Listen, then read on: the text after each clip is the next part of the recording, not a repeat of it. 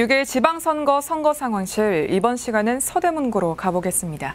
문석진 구청장이 3선을 역임하며 임기가 끝나고 있는 가운데 새로운 주인 자리를 차지하기 위한 경쟁자들이 모습을 속속 드러내고 있는데요. 서대문구의 선거 판세, 조상엽 기자와 예측해 보겠습니다. 조상엽 기자, 네, 먼저 서대문구 역대 지방선거 결과부터 살펴볼까요? 네, 서대문구의 역대 구청장 선거 결과를 살펴보면 대체로 진보 진영이 우세한 모습입니다. 민선 1기와 2기는 민주당 소속 이정규 전 구청장이 구정을 책임졌습니다. 민선 3기와 4기는 당시 최연소 구청장으로 기록된 한나라당 소속 현동훈 전 구청장이 구정을 이끌었습니다. 민선 5기부터 7기 현재까지 문석진 구청장이 소임을 다하는 중입니다.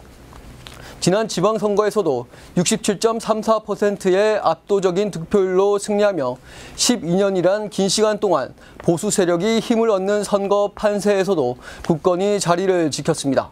3선을 연임하며 이제 자리에서 물러나게 됐고 새로운 주인이 필요한 상황입니다. 네, 한마디로 무주공산인 상황인데요. 얼마 전에 치러진 대선에서 나타난 표심을 토대로 서대문구 판세 예측해보면 어떻습니까? 네, 서대문구 지역의 이번 대통령 선거 결과를 살펴봤을 때 아주 재미난 결과를 도출할 수 있었는데요. 지금 보시는 곳에서 붉게 칠한 부분이 서대문구 갑지역입니다. 연희동과 신촌동, 천연동과 충현동, 북아현동 등이 있습니다. 이곳에선 모두 윤석열 후보가 이재명 후보를 앞섰습니다. 반면 파랗게 칠한 부분은 서대문구 을지역인데요. 홍은동과 남가자동, 북가자동이 포함된 을지역에선 이재명 후보가 대부분 앞섰습니다. 같은 서대문구 내이긴 하지만 갑과 을지역의 선거 판세가 확연히 다르다는 걸 알 수 있습니다. 이런 이유로 비록 민주당 출신 문석진 구청장이 3선을 했다고는 하나 이번 지방선거에선 진보 정당의 우세를 점치기는 어려워 보입니다.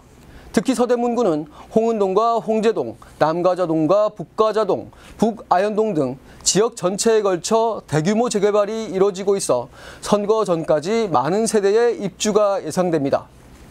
이들이 어떠한 표심을 보일지도 상당한 변수가 될 전망입니다. 네, 대선으로 보는 표심 들어봤는데요.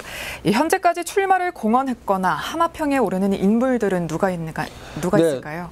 더불어민주당부터 살펴보겠습니다.